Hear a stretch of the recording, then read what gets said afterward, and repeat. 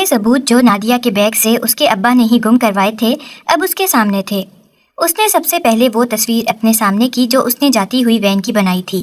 اس نے تصویر میں موجود وین کا نمبر ایک کاغذ پر نوٹ کیا اور اب اس کا مشن تھا اس وین کو ڈھونڈنا۔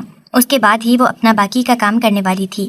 اس نے اس وین کی فوٹو اپنے تینوں بہن بھائیوں کو بھی سینڈ کر دی تھی اور اپنے جاننے والوں میں بھی جتنی لڑکیاں تھیں ان سب کو بھی اس نے وہ وین ڈھونڈنے کے لیے کہہ دیا تھا۔ نادیہ کے تینوں بہن بھائیوں نے بھی اس کو منع کیا تھا کہ وہ اس معاملے سے دور ہی رہے، مگر وہ بھی نادیہ تھی، جب وہ کسی بات کو کرنے کا ٹھان لیتی تھی تو اس کو ختم کر کے ہی دم لیتی تھی۔ نادیہ جانتی بھی تھی کہ اس بات میں خطرہ ہو سکتا ہے اور وہ خود بھی کسی مشکل میں پھنس سکتی ہے، اس کے باوجود بھی اس نے پوری محنت کے ساتھ اس وین کو ڈھونڈنا شروع کر دیا تھا۔ نادیہ کو اس بات کا اندازہ تو ہو ہی چکا تھا کہ اس وین میں جس کو اغوا کر کے لے جایا گیا تھا وہ ایک لڑکی تھی جو اس کی سوسائٹی ہی کی ایک گلی میں رہتی تھی، لیکن اس لڑکی کے کسی بھی رشتہ دار نے اس کی گمشدگی کی رپورٹ ابھی تک درج نہیں کروائی تھی۔ شاید لڑکی کا معاملہ تھا جسے وہ تھانے اور کچہری میں لے کر جانا نہیں چاہتے تھے، اس لیے ابھی تک یہ بات اس سوسائٹی میں کسی کو معلوم نہیں ہو سکی تھی کہ سوسائٹی کی ایک لڑکی کو نامعلوم افراد ایک وین میں اغوا کر کے لے جا چکے تھے۔ مگر نادیہ کو اس بات کا نہ صرف معلوم تھا بلکہ وہ تو اس بات کی چشمدید گواہ بھی تھی، اور اس نے بہانے سے اس لڑکی کے بارے میں تقریباً ساری معلومات بھی اکٹھی کر ہی لی تھی۔ اس کو معلوم ہوا تھا کہ وہ لڑکی اپنے چاچو کے گھر میں رہتی تھی اور اس کے ماں باپ دونوں ہی اس دنیا میں نہیں تھے۔ اس کے علاوہ بھی نادیہ نے اس کے متعلق چھوٹی موٹی معلومات اکٹھی کر لی تھی۔ اب اس کا ایک ہی کام تھا، وہ اپنے بیگ کو کندھے پر ڈال کر صبح سے شام تک اس تصویر والی وین کی تلاش میں ماری پھرتی رہتی، اور جن لوگوں کو اس نے وین کی تصویر بھیجی تھی وہ ان سے بھی مسلسل رابطے میں تھی، مگر اس کو وین کا کہیں بھی کوئی نام و نشان نہیں مل رہا تھا۔ پہلے تو ایسا کبھی نہیں ہوا تھا کہ اس کو کسی ثبوت کے لیے اتنا خوار ہونا پڑا تھا، مگر اس بار تو معاملہ بھی اغوا کا تھا، اس لیے شاید ہو سکتا ہے کہ جس نمبر کی وین کو وہ ڈھونڈ رہی تھی اس وین کو ہی غائب کروا دیا گیا ہو، مگر نادیہ نے ہمت نہیں ہاری تھی۔ ایسے ہی ایک دن وہ وین کی تلاش میں پھر رہی تھی۔ وہ کبھی ایک پارکنگ میں جاتی اور کبھی دوسری پارکنگ میں، کبھی کسی وین کے ساتھ وہ نمبر کو ملاتی اور کبھی کسی کے ساتھ۔ آج وہ انتہائی تھک بھی چکی تھی، تبھی وہ سانس لینے پارکنگ میں ایک گاڑی کے ساتھ ٹیک لگا کر پانی پینے کے لیے رکی تو اس کو محسوس ہوا کہ کچھ لڑکے کافی دیر سے اس کا پیچھا کر رہے تھے، کیونکہ وہ نوٹ کر رہی تھی وہ جس جگہ بھی جا رہی تھی وہ 5 لڑکوں کا گروپ اس کے پیچھے ہی تھا۔ اب وہ رک کر پانی پینے بیٹھی تو وہ بھی اس کے ساتھ ہی رک گئے تھے۔ پہلے اس کا شک ابا پر گیا کہ کہیں یہ ابا کے بھیجے ہوئے لڑکے تو نہیں تھے، مگر وہ تو الگ ہی غنڈے ٹائپ لڑکے تھے۔ تب اس کو خوف محسوس ہوا تھا کیونکہ اب تو وہ اپنے گھر سے بھی کافی دور تھی۔ اس نے اپنا موبائل نکالا تاکہ دانیال اور زہیب کو بتا سکے کہ کوئی اس کا پیچھا کر رہا تھا، مگر یہ دیکھ کر اس کی سٹی گم ہو گئی کہ اس کا موبائل تو نہ جانے کب سے بیٹری ختم ہونے کی وجہ سے بند پڑا تھا۔ اس کو اب کسی طرح سے ان لڑکوں سے جان چھڑوانی تھی، مگر کیسے؟ وہ یہ سوچتے ہوئے کافی دیر اس پارکنگ میں ادھر سے ادھر گھومتی رہی۔ تبھی اس کو ایک گاڑی کی ڈگی کھلی ہوئی نظر آئی اور وہ اپنا بیگ سنبھالتے ہوئے اس ڈگی میں چھپ گئی۔ ڈگی میں چھپے ہوئے وہ ان لڑکوں کی باتیں صاف سن رہی تھی جو اس کو ڈھونڈتے ہوئے گاڑی کے پاس آ کر رک گئے تھے۔ ایک لڑکا دوسرے سے کہہ رہا تھا، ابھی تو وہ یہیں پر تھی، اب کہاں گم ہو گئی؟ میں کب سے اس کا پیچھا کر رہا ہوں، میں نہیں جانتا کہ اس کے پاس ہماری وین کا نمبر کہاں سے آیا، مگر یہ کافی دنوں سے اس وین کی تلاش میں ہے۔ اور نادیہ کے ہاتھ پاؤں یہ سن کر پھول گئے تھے کہ سب ناشتے کی میز پر موجود ناشتہ کر رہے تھے۔ سب کو ہی اپنے اپنے کاموں کی جلدی تھی، کسی کو اپنے کالج کے لیے نکلنا تھا، کسی کو آفس کے لیے دیر ہو رہی تھی۔ ناشتے کی میز پر تو ایک ہلچل ہی مچی ہوئی تھی۔ ایسے میں صرف وہی تھی جس کو کوئی جلدی نہیں تھی، بلکہ وہ تو ناشتے کی میز پر سر جھکائے کسی گہری سوچ میں گم بیٹھی ہوئی تھی، اور اس کے کھلے ہوئے بال اس کے کندھے پر بکھرے ہوئے تھے۔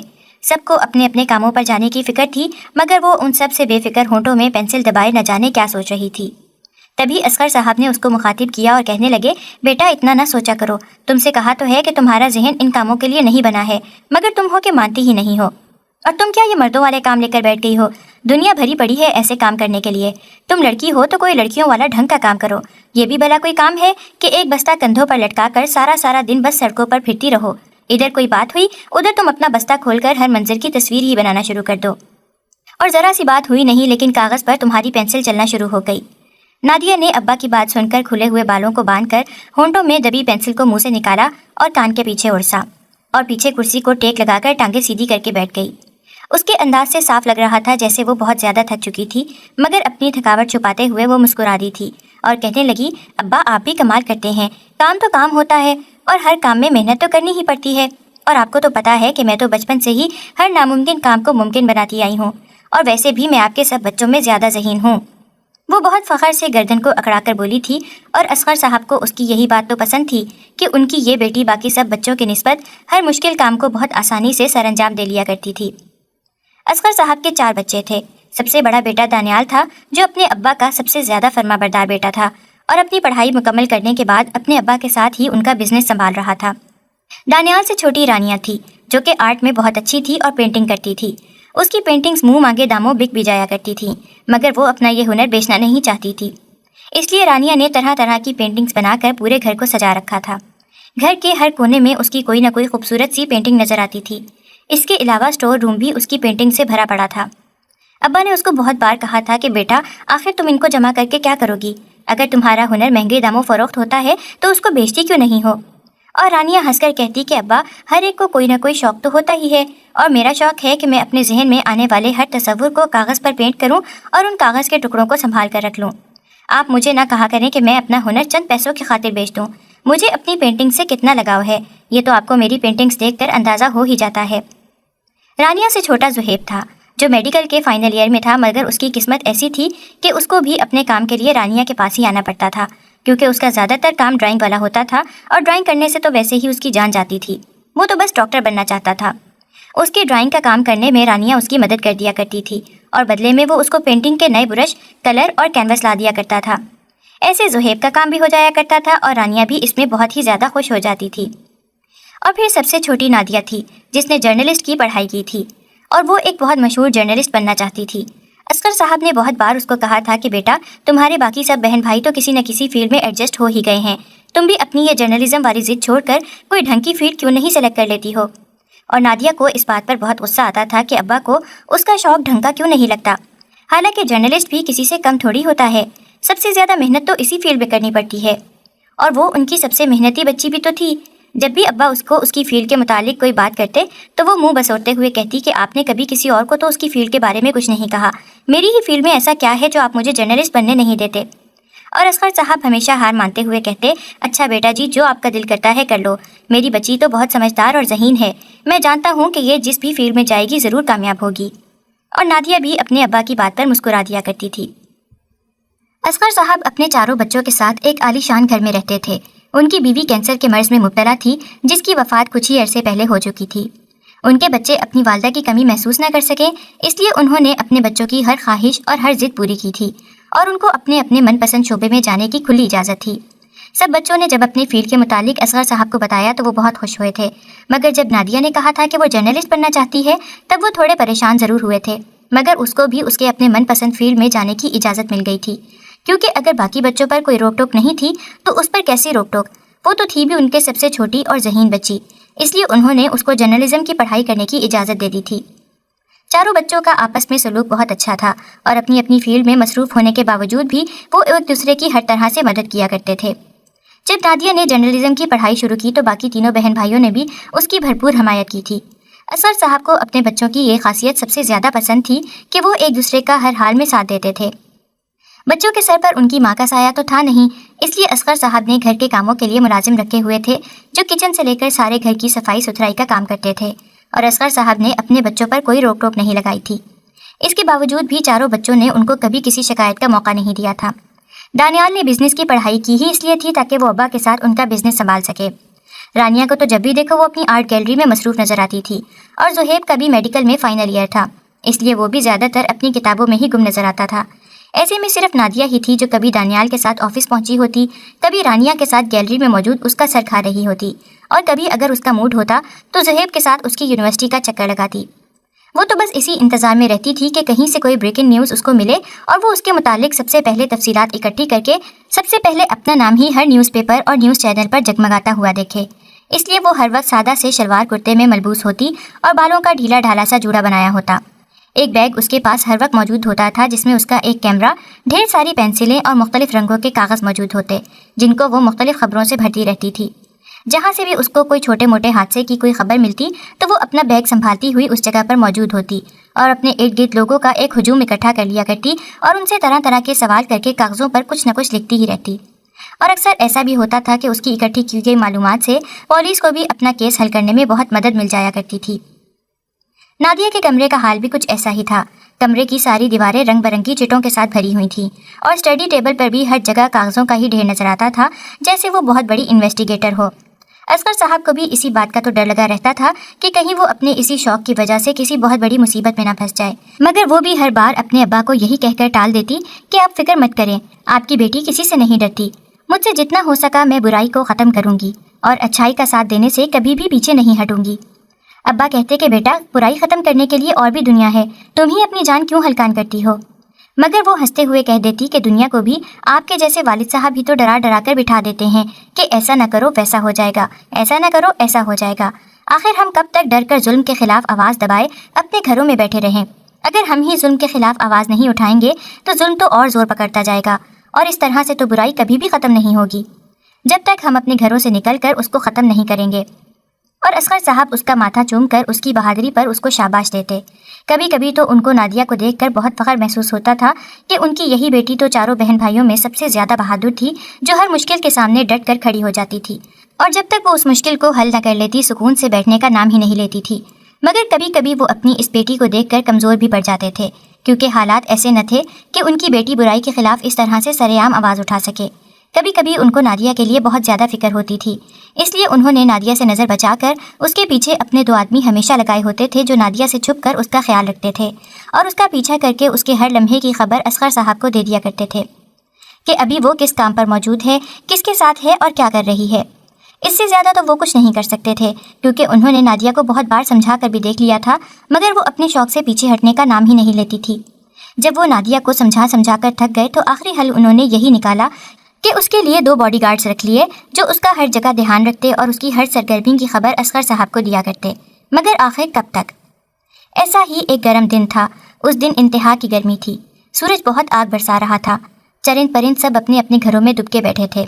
گرمی ایسی تھی کہ کسی کو بھی اپنے ٹھنڈے ٹھنڈے کمرے کو چھوڑ کر باہر نکلنے کا دل نہیں کرتا تھا۔ رانیہ، جس کو اپنی پینٹنگ سے فرصت ہی نہیں ہوتی تھی، ایسے میں وہ بھی اپنے کمرے میں آنکھیں موندے ہوئے لیٹی تھی، اور نادیہ ایسی گرمی میں بھی باہر لان میں ٹہل رہی تھی اور کسی گہری سوچ میں گم تھی۔ تبھی اچانک فضا میں ایک فائر کی آواز سنائی دی اور نادیہ کے کان کھڑے ہو گئے۔ اس کو تو جیسے کسی خطرے کی بو دور سے ہی آ جاتی تھی، اور وہ بجائے اس خطرے سے دور ہونے کے اس کی طرف بھاگی چلی جاتی تھی۔ اس نے فوراً سے اپنے بال سمیٹے اور گیٹ کھول کر باہر گلی میں نکل آئی، مگر حیرانی کی بات یہ تھی کہ فائر کی آواز گونجنے کے باوجود بھی ساری گلی سنسان پڑی تھی۔ ایسا لگ رہا تھا جیسے فائر کی آواز صرف نادیہ نہیں سنی تھی۔ اس کو تو اب عادت ہی ہو گئی تھی کہ وہ بغیر کسی کا انتظار کیے خطرے کی طرف اکیلے ہی بڑھ جایا کرتی تھی۔ اس دن بھی نادیہ نے کسی کا انتظار کیے بغیر اندازے سے ایک طرف بڑھنا شروع کر دیا۔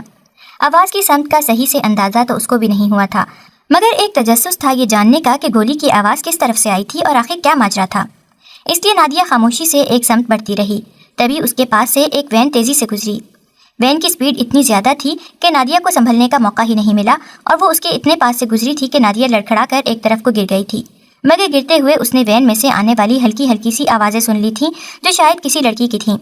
اس نے آوازوں کے تعاقب میں وین کی طرف دیکھا تو وہ حیران رہ گئی، کیونکہ وین کے شیشے پر کچھ خون کے نشانات اسے اتنی دور سے بھی واضح نظر آ رہے تھے، جیسے کسی کو زبردستی وین میں ڈالا گیا تھا اور وہ زخمی حالت میں تھا، اور اس نے خود کو بچانے کے لیے اپنے ہاتھ پاؤں مارے تھے، جس سے اس کے ہاتھوں پر موجود خون کی وجہ سے شیشے پر کچھ نشان رہ گئے تھے۔ وہ بہت حیرانگی سے اس وین کو جاتا ہوا دیکھ رہی تھی، مگر جو کام وہ کرتی آ رہی تھی اس نے جلدی سے خود کو سنبھالا تھا اور جلدی سے اپنے بیگ میں موجود کیمرہ نکال کر دور جاتی ہوئی وین کی ایک تصویر بنا لی، اور جب تک وہ وین اس کی نظروں سے اوجھل نہ ہو گئی وہ وہیں پر کھڑی اس وین کو دیکھتی رہی۔ اتنا تو اس کو اندازہ ہو ہی گیا تھا کہ اس وین میں کسی کو اغوا کر کے لے جایا گیا تھا، اور اغوا کیے جانے والے پر ایک گولی بھی چلائی گئی تھی، جس کے بعد لڑکی یا لڑکا جو بھی تھا اس نے اپنے بچاؤ کے لیے ہاتھ پاؤں ضرور مارے تھے، اور خون کے نشان وین کی کھڑکی اور دروازے پر دور سے ہی نظر آ رہے تھے۔ نادیہ ابھی تک حیران تھی کہ فائر کی آواز کسی اور کو کیوں نہیں سنائی دی تھی۔ نادیہ نے اپنے کپڑے جھاڑے جن پر گرنے کی وجہ سے مٹی لگ چکی تھی، اور واپس مڑ کر اسی سمت چلنا شروع کر دیا جس طرف سے وہ وین آئی تھی۔ نہ جانے کیوں اس کے دل میں کہیں نہ کہیں یہ امید تھی کہ وہ اس جگہ پر پہنچ جائے گی جہاں پر وہ گولی چلی تھی، اور وہاں پر اس کو کوئی نہ کوئی نشان تو مل ہی جائے گا۔ اس کو چلتے ہوئے زیادہ دیر نہیں ہوئی تھی، وہ وین کے ٹائر کے نشانات کا پیچھا کرتے ہوئے اپنے گھر سے دور ایک گلی میں آ گئی تھی، اور اچانک سے اس کے چہرے پر ایک مسکراہٹ آ گئی، جیسے اس کو وہ مل گیا تھا جس کی اسے تلاش تھی۔ اسی گلی کے کونے پر اسے خون کے کچھ نشانات نظر آئے تھے، جس سے اس کو اندازہ ہو گیا تھا کہ وین میں جو کوئی بھی تھا اس پر اسی جگہ پر گولی چلائی گئی تھی اور اس کو کھینچ کر وین میں بٹھایا گیا تھا۔ کھینچنے کے دوران ہی اس کے زخم سے کچھ خون کے قطرے ٹپک کر وہاں کی مٹی کو آلودہ کر چکے تھے۔ نادیہ نے جلدی سے اپنے بیگ میں سے کیمرہ نکال کر اس جگہ کی مختلف زاویوں سے تصاویر اکٹھی کی اور اس جگہ پر گرے ہوئے خون کو مٹی کی مدد سے چھپا دیا، اور بیگ میں کیمرے کو واپس رکھتے ہوئے قلم اور کاغذ نکال کر ان پر تیزی سے ہاتھ چلانے لگی۔ جب وہ اپنے کام سے فارغ ہو چکی تو اپنا بیگ کاندھے پر ڈالتے ہوئے واپس گھر کی طرف مڑی، مگر اس کو محسوس ہوا جیسے اس کے علاوہ بھی وہاں کوئی موجود تھا، جسے اس نے اپنا وہم سمجھتے ہوئے کسی کی موجودگی کے خیال کو نظر انداز کیا اور گھر کا دروازہ کھول کر گھر میں داخل ہو گئی۔ وہ پسینے میں بری طرح سے بھیگی ہوئی تھی۔ گھر میں داخل ہوتے ہی وہ سیدھا کچن کی طرف گئی، فریج کھول کر ٹھنڈے پانی کی بوتل نکالی اور منہ لگا کر ساری بوتل خالی کر دی۔ شاید گرمی کی شدت ہی اتنی تھی کہ ابھی اس کی پیاس نہیں بجھی تھی، یا شاید جو کچھ وہ دیکھ کر آئی تھی اس وجہ سے اس کو کچھ زیادہ ہی گرمی لگ رہی تھی۔ اس نے ایک اور ٹھنڈے پانی کی بوتل نکالی اور باہر لان میں آ گئی اور ٹھنڈا پانی اپنے سر پر ڈالا۔ تب اس کو ایک بار پھر سے محسوس ہوا تھا جیسے اس کے آس پاس کوئی موجود ہے، اور تب اس کے پورے جسم میں ایک خوف کی لہر دوڑ گئی تھی، کیونکہ اب تو وہ اپنے گھر کے اندر موجود تھی، اور ایسا کون تھا جو اس کا پیچھا کرتے کرتے اس کے گھر تک آ گیا تھا۔ اس نے لان میں چاروں طرف نظر دوڑائی اور اس کا ہاتھ کندھے پر موجود بیگ کی طرف خود بخود چلا گیا، جیسے وہ اس بات کا یقین کرنا چاہتی تھی کہ اس کی چیزیں اس کے پاس حفاظت سے موجود تھیں یا نہیں۔ آخر کون تھا جو اس کا پیچھا کر رہا تھا؟ وہ اپنے کمرے میں آ گئی۔ آج سے پہلے تو ایسا کبھی نہیں ہوا تھا کہ اس کو اپنے آس پاس کسی کی موجودگی کا احساس ہوا ہو۔ جب نادیہ کمرے میں آئی تو اس کے کپڑے پسینے کی وجہ سے بھیگے ہوئے تھے۔ اس نے جلدی سے اپنے بیگ کو حفاظت سے ایک محفوظ جگہ پر رکھا اور واش روم میں گھس گئی۔ جب وہ واش روم سے فریش ہو کر باہر نکلی تو ایک جگہ ٹھٹک کر کھڑی ہو گئی، کیونکہ اس کو کمرے میں بھی کسی کی موجودگی کا احساس ہوا تھا، مگر اس نے خود پر قابو رکھا اور اپنے خوف کو نظر انداز کر کے اپنے بیگ کی طرف بڑھ گئی۔ اس کے بیگ میں ساری چیزیں ویسے ہی موجود تھیں جیسے وہ چھوڑ کر گئی تھی۔ ایسا پہلے کبھی نہیں ہوا تھا کہ کسی حادثے کے ثبوت اکٹھا کرنے کے بعد سے اسے ڈر محسوس ہو رہا تھا، مگر وہ اس سے پہلے کبھی اس طرح کے معاملے میں پھنسی بھی تو نہیں تھی۔ پہلے تو وہ کسی چھوٹے موٹے حادثے کی تفصیلات اور ثبوت اکٹھے کیا کرتی تھی، مگر اس بار تو اس نے کسی کے اغوا کے ثبوت اکٹھے کیے تھے۔ شاید اس لیے نادیہ کے دل میں ہلکا سا خوف آیا تھا، مگر وہ بہت بہادر تھی، اس لیے اس نے اس خوف کو نظر انداز کر دیا تھا۔ اس بات کو کچھ ہی دن گزرے تھے جب نادیہ کو بیگ میں موجود کیمرے کا خیال آیا، اور وہ اس میں موجود تصویروں کو دیکھنے کے لیے کیمرے کو بیگ سے نکالنے لگی تو اس کو حیرت کا ایک جھٹکا لگا تھا کہ اس کے کیمرے میں تو کوئی تصویر موجود ہی نہیں تھی، اور وہ پہلی بار ڈر گئی تھی کہ اس کو اپنے آس پاس جو اتنے دنوں سے کسی کی موجودگی کا احساس ہو رہا تھا وہ اس کا وہم نہیں تھا، بلکہ سچ میں اس کے آس پاس کوئی موجود تھا جس نے اس کے کیمرے سے وہ سارے ثبوت مٹا دیے تھے جو اس نے وہ والی جگہ سے اکٹھے کیے تھے۔ نادیہ اپنا سر پکڑ کر بیٹھ گئی تھی۔ پہلی بار اس کے ہاتھ کوئی اتنا بڑا کیس لگنے لگا تھا، لیکن وہ اس کے ثبوتوں سے بھی ہاتھ دھو بیٹھی تھی۔ تبھی اصغر صاحب نے نادیہ کو اپنے پاس بلوایا۔ وہ نادیہ سے ادھر ادھر کی باتیں کرتے رہے، مگر ان کے چہرے پر فکر مندی صاف نظر آ رہی تھی، اور انہوں نے ایک بار پھر سے نادیہ کو سمجھانا شروع کر دیا تھا کہ بیٹا، تم یہ جرنلزم کا شوق چھوڑ کر کوئی اور کام کیوں نہیں کر لیتی ہو؟ مجھے ڈر ہے کہ تم کسی مصیبت میں نہ پھنس جاؤ۔ نادیہ ایک بار پھر سے اپنے ابا کو حوصلہ دینے لگی کہ وہ اس کی فکر مت کریں، مگر ہمیشہ کی طرح وہ آج بے فکر نہیں ہوئے تھے، بلکہ وہ زیادہ ڈرے ہوئے محسوس ہو رہے تھے۔ تبھی انہوں نے نادیہ کو وہ تمام تصاویر دکھائیں جو وہ کھو چکی تھی۔ وہ تصاویر دیکھ کر نادیہ اپنی جگہ سے اچھل پڑی تھی۔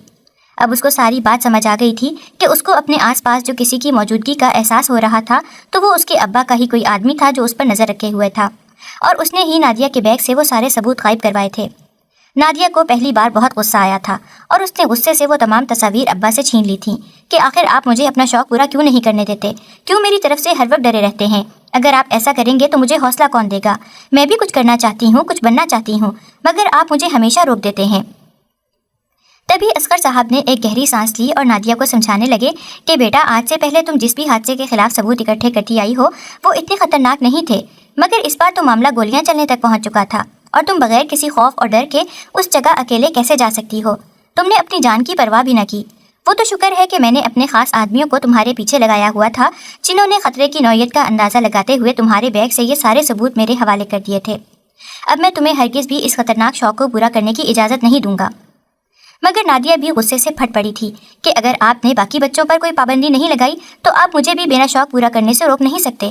اگر آپ میرا ساتھ نہیں دے سکتے تو مجھے بتائیں، میں خود ہی کچھ نہ کچھ کر لوں گی۔ اور ہمیشہ کی طرح اصغر صاحب کو ایک بار پھر سے نادیہ کے سامنے ہار ماننا پڑی تھی۔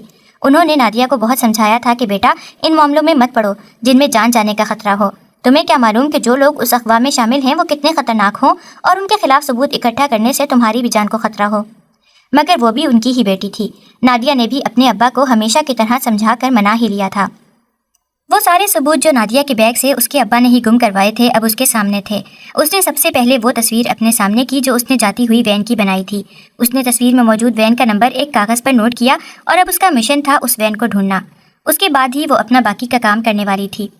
اس نے اس وین کی فوٹو اپنے تینوں بہن بھائیوں کو بھی سینڈ کر دی تھی اور اپنے جاننے والوں میں جتنی بھی لڑکیاں تھیں ان سب کو بھی اس نے وہ وین ڈھونڈنے کے لیے کہہ دیا تھا۔ نادیہ کے تینوں بہن بھائیوں نے بھی اس کو منع کیا تھا کہ وہ اس معاملے سے دور ہی رہے، مگر وہ بھی نادیہ تھی۔ جب وہ کسی بات کو کرنے کا ٹھان لیتی تھی تو اس کو ختم کر کے ہی دم لیتی تھی۔ نادیہ جانتی بھی تھی کہ اس بات میں خطرہ ہو سکتا ہے اور وہ خود بھی کسی مشکل میں پھنس سکتی ہے، اس کے باوجود بھی اس نے پوری محنت کے ساتھ اس وین کو ڈھونڈنا شروع کر دیا تھا۔ نادیہ کو اس بات کا اندازہ تو ہو ہی چکا تھا کہ اس وین میں جس کو اغوا کر کے لے جایا گیا تھا وہ ایک لڑکی تھی جو اس کی سوسائٹی ہی کی ایک گلی میں رہتی تھی، لیکن اس لڑکی کے کسی بھی رشتہ دار نے اس کی گمشدگی کی رپورٹ ابھی تک درج نہیں کروائی تھی۔ شاید لڑکی کا معاملہ تھا جسے وہ تھانے اور کچہری میں لے کر جانا نہیں چاہتے تھے، اس لیے ابھی تک یہ بات اس سوسائٹی میں کسی کو معلوم نہیں ہو سکی تھی کہ سوسائٹی کی ایک لڑکی کو نامعلوم افراد ایک وین میں اغوا کر کے لے جا چکے تھے۔ مگر نادیہ کو اس بات کا نہ صرف معلوم تھا بلکہ وہ تو اس بات کی چشمدید گواہ بھی تھی، اور اس نے بہانے سے اس لڑکی کے بارے میں تقریباً ساری معلومات بھی اکٹھی کر ہی لی تھیں۔ اس کو معلوم ہوا تھا کہ وہ لڑکی اپنے چاچو کے گھر میں رہتی تھی اور اس کے ماں باپ دونوں ہی اس دنیا میں نہیں تھے۔ اس کے علاوہ بھی نادیہ نے اس کے متعلق چھوٹی موٹی معلومات اکٹھی کر لی تھیں۔ اب اس کا ایک ہی کام تھا، وہ اپنے بیگ کو کندھے پر ڈال کر صبح سے شام تک اس تصویر والی وین کی تلاش میں ماری ماری پھرتی رہتی، اور جن لوگوں کو اس نے وین کی تصویر بھیجی تھی وہ ان سے بھی مسلسل رابطے میں تھی، مگر اس کو وین کا کہیں بھی کوئی نام و نشان نہیں مل رہا تھا۔ پہلے تو ایسا کبھی نہیں ہوا تھا کہ اس کو کسی ثبوت کے لیے اتنا خوار ہونا پڑا تھا، مگر اس بار تو معاملہ بھی اغوا کا تھا، اس لیے شاید ہو سکتا ہے کہ جس نمبر کی وین کو وہ ڈھونڈ رہی تھی اس وین کو ہی غائب کروا دیا گیا تھا۔ مگر نادیہ نے ہمت نہیں ہاری تھی۔ ایسے ہی ایک دن وہ وین کی تلاش میں پھر رہی تھی۔ وہ کبھی ایک پارکنگ میں جاتی اور کبھی دوسری پارکنگ میں، کبھی کسی وین کے ساتھ وہ نمبر کو ملاتی اور کبھی کسی کے ساتھ۔ آج وہ انتہائی تھک بھی چکی تھی، تبھی وہ سانس لینے پارکنگ میں ایک گاڑی کے ساتھ ٹیک لگا کر پانی پینے کے لیے رکی تو اس کو محسوس ہوا کہ کچھ لڑکے کافی دیر سے اس کا پیچھا کر رہے تھے۔ کیونکہ وہ نوٹ کر رہی تھی وہ جس جگہ بھی جا رہی تھی وہ 5 لڑکوں کا گروپ اس کے پیچھے پیچھے ہی تھا۔ اب وہ رک کر پانی پینے بیٹھی تو وہ بھی اس کے ساتھ ہی رک گئے تھے۔ پہلے اس کا شک ابا پر گیا کہ کہیں یہ ابا کے بھیجے ہوئے لڑکے تو نہیں تھے، مگر وہ تو الگ ہی غنڈے ٹائپ لڑکے تھے۔ تب اس کو خوف محسوس ہوا تھا کیونکہ اب تو وہ اپنے گھر سے بھی کافی دور تھی۔ اس نے اپنا موبائل نکالا تاکہ دانیال اور زہیب کو بتا سکے کہ کوئی اس کا پیچھا کر رہا تھا، مگر یہ دیکھ کر اس کی سٹی گم ہو گئی کہ اس کا موبائل تو نہ جانے کب سے بیٹری ختم ہونے کی وجہ سے بند پڑا تھا۔ اس کو اب کسی طرح سے ان لڑکوں سے جان چھڑوانی تھی، مگر کیسے؟ وہ یہ سوچتے ہوئے ہی کافی دیر اس پارکنگ میں ادھر سے ادھر گھومتی رہی۔ تبھی اس کو ایک گاڑی کی ڈگی کھلی ہوئی نظر آئی اور وہ اپنا بیگ سنبھالتے ہوئے اس ڈگی میں چھپ گئی۔ ڈگی میں چھپے ہوئے وہ ان لڑکوں کی باتیں صاف سن رہی تھی جو اس کو ڈھونڈتے ہوئے اس گاڑی کے پاس آ کر رک گئے تھے۔ ایک لڑکا دوسرے سے کہہ رہا تھا، ابھی تو وہ یہیں پر تھی، اب کہاں گم ہو گئی؟ میں کب سے اس کا پیچھا کر رہا تھا، میں نہیں جانتا کہ اس کے پاس ہماری وین کا نمبر کہاں سے آیا، مگر یہ کافی دنوں سے اسی وین کی تلاش میں ہے۔ اور نادیہ کے ہاتھ پاؤں یہ سن کر پھول گئے تھے کہ جس وین کو وہ تلاش کر رہی تھی اس وین کو چلانے والے لڑکے اس تک پہنچ چکے تھے، اور یہ تو واقعی خطرے کی بات تھی۔ جس خطرے سے اس کے گھر والے اس کو منع کرتے تھے آج وہ خطرہ اس کے سر پر منڈلا رہا تھا۔ تبھی اس کو محسوس ہوا کہ گاڑی میں کوئی آ کر بیٹھا تھا، اور کچھ ہی دیر کے بعد گاڑی سٹارٹ ہونے کی آواز آئی تھی۔ اس طرح کی مصیبت میں تو وہ پہلی بار پھنسی تھی، اور پھنسی بھی بہت بری طرح تھی۔ کافی دیر چلنے کے بعد گاڑی رک گئی، شاید گاڑی اپنی منزل پر پہنچ چکی تھی۔ اب کیا ہوگا؟ اس کا دل ڈوبنے لگا تھا۔ تبھی کسی نے ڈگی کھولی اور نادیہ کا جیسے سانس ہی رک گیا۔ سامنے کوئی ملازم ہی کھڑا تھا جو ایک جیتے جاگتے وجود کو دیکھ کر کرنٹ کھا کر اچھلا تھا، اور اس کو اس طرح سے اچھلتے ہوئے دیکھ کر ابراہیم عالم گاڑی کی طرف بڑھا تھا۔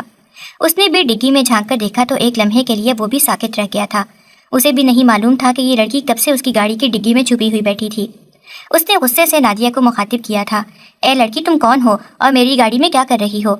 فوراً سے پہلے میری گاڑی سے باہر نکلو۔ اور نادیہ جو ڈر کے مارے آنکھیں میچے بیٹھی تھی، اس نے ایک دم سے آنکھیں کھولی اور اپنے سامنے ابراہیم عالم کو دیکھ کر اس کے رہے سہے اوسان بھی خطا ہو گئے تھے۔ وہ اس وقت اس شہر کے سب سے امیر کبیر اور ظالم شخص کی گاڑی میں چھپی بیٹھی تھی۔ وہ تو جیسے آسمان سے گر کر کھجور میں اٹکی تھی۔ وہ اپنا بیگ سنبھالتے ہوئے گاڑی سے باہر نکلی اور ذہن میں کوئی بہانہ سوچنے لگی کہ اب وہ اس ظالم انسان کو کیا کہے گی کہ وہ اس کی گاڑی میں کیوں چھپی بیٹھی تھی۔ تبھی اس کی نظر پورچ میں کھڑی اس وین پر پڑی جس کو وہ اتنے عرصے سے تلاش کرتی پھر رہی تھی، اور آج وہ وین اس کی آنکھوں کے سامنے موجود تھی۔ نادیہ کو سمجھ نہیں آ رہی تھی کہ وہ وین کے مل جانے پر خوش ہو یا خود کو ابراہیم عالم کی اس گاڑی میں چھپانے پر افسردہ ہو۔ تبھی ابراہیم عالم کی گرجدار آواز اس کے کانوں میں پڑی تھی۔ اے لڑکی، سنا نہیں تم نے؟ کون ہو تم اور میری گاڑی میں کیا کر رہی تھی؟ نادیہ نے خود کو سنبھالتے ہوئے ابراہیم عالم کی طرف دیکھا اور کہنے لگی کہ میں اپنے کچھ دوستوں کے ساتھ پکنک پر گئی تھی، بس ان کو تنگ کرنے کے لیے ہی میں ایک گاڑی میں چھپ گئی تھی، مجھے نہیں معلوم تھا کہ یہ آپ کی گاڑی ہے، میں تو گاڑی چلنے کے بعد بہت آوازیں بھی دی میں نے کہ گاڑی روکو گاڑی روکو۔ ابراہیم عالم نے حیرانگی سے نادیہ کی طرف دیکھا تھا، مگر مجھے تو کوئی آواز نہیں سنائی دی تھی۔ نادیہ سنبھلتے ہوئے کہنے لگی کہ شاید ٹریفک کے شور کی وجہ سے آپ کو میری آواز نہ سنائی دی ہو، میں نے تو بہت شور کیا تھا۔ ابراہیم عالم نے نادیہ کو بہت غور سے سر سے پاؤں تک دیکھا تھا۔ اس کے حلیے سے ابراہیم کو اس پر شک نہیں ہوا تھا کہ وہ کوئی جرنلسٹ ہو سکتی ہے، اس لیے کچھ مزید سوالات کے بعد اس نے نادیہ کو وہاں سے جانے دیا تھا۔ نادیہ جیسے ہی اس ظالم انسان کی حویلی سے نکلی تھی، سارا ماجرا اس کی سمجھ میں آ گیا تھا۔ وہ سیدھا اپنے گھر گئی اور ایک بار دوبارہ سے اس وین کی تصویر کو دیکھا۔ وہ اپنی آنکھوں پر یقین کرنا چاہتی تھی کہ وہ جو دیکھ کر آئی تھی کیا وہی وین تھی، اور تصویر دیکھنے کے بعد تو شک کی کوئی گنجائش ہی نہیں تھی۔ اس نے ابا اور دانیال کو ساری صورتحال سے آگاہ کیا۔ وہ خاموشی سے اس کی ساری بات سنتے رہے، مگر جب انہوں نے ابراہیم عالم کا نام سنا تو انہوں نے نادیہ کو منع کیا کہ وہ اس معاملے میں مت پڑے۔ مگر نادیہ کی تو جیسے آج سب سے بڑی خواہش پوری ہو گئی تھی، وہ ایک خطرناک کیس کو سلجھانے میں کامیاب ہو گئی تھی۔ تبھی ابا اور دانیال نے بھی اس کی بات مان لی اور پولیس کو اطلاع دی۔ پولیس کو بھی کافی عرصے سے ابراہیم عالم پر شک تھا، مگر ان کے پاس اس ظالم انسان کے خلاف کوئی ثبوت نہیں تھا، اور نادیہ نے پولیس کو ثبوتوں کے ساتھ ہی سارا واقعہ کہہ سنایا تھا۔ پولیس نے اپنی پوری نفری کے ساتھ ابراہیم عالم کی حویلی پر حلہ بول دیا تھا اور وہاں سے 10 لڑکیوں کو بازیاب کروایا تھا، جن کو ابراہیم عالم کچھ ہی دنوں میں ملک سے باہر اسمگل کرنے والا تھا۔ مگر نادیہ نے اس کے کیے کرائے پر پانی پھیر دیا تھا۔ آج اس کا سب سے بڑا خواب پورا ہو گیا تھا اور اس کا نام ہر نیوز پیپر اور نیوز چینل پر تھا۔ وہ بہت زیادہ خوش تھی۔ آخرکار اس کی محنت رنگ لے آئی تھی اور اس کے ابا سمیت اس کے دونوں بھائی بھی بہت خوش تھے۔ ہر کوئی نادیہ کا انٹرویو کرنا چاہتا تھا، مگر اب نادیہ کو گہری سیکیورٹی میں بھی رکھنا ضروری تھا، کیونکہ جس انسان کو اس نے پولیس کے حوالے کروایا تھا وہ ان گنت جرائم میں ملوث رہا تھا، اور پولیس بھی کافی عرصے سے اس کے خلاف ثبوت ڈھونڈ رہی تھی جو کہ نادیہ نے فراہم کر دیے تھے۔ جن لڑکیوں کو بازیاب کروایا گیا تھا ان کے گھر والے بھی نادیہ کے بہت شکر گزار تھے، کیونکہ ان کے مطابق پولیس تو ان کے لیے وہ سب نہیں کر سکی تھی جو اس اکیلی لڑکی نے اپنی جان پر کھیل کر کیا تھا۔ وہ لڑکیاں کافی عرصے سے اپنے گھروں سے غائب تھیں، مگر پولیس انتہائی کوششوں کے باوجود بھی ان کو ڈھونڈنے میں ناکام رہی تھی۔ نادیہ کو بہت زیادہ انعامات سے نوازا گیا تھا۔ ہر آئے دن اس کو مختلف چینلز پر انٹرویوز کے لیے کالز آنا شروع ہو گئی تھیں، اور وہ اپنے ابا کے کان میں چپکے سے کہہ رہی تھی کہ دیکھ لیں آپ کی بیٹی کتنی بہادر ہے، اس نے بغیر کسی مدد کے اتنی ساری زندگیوں کو تباہ ہونے سے بچا لیا ہے۔ اب تو آپ کو اپنی اس چھوٹی بیٹی پر بھی فخر ہوگا نا؟ اور اصغر صاحب نادیہ کو گلے لگا کر مسکرا دیے تھے۔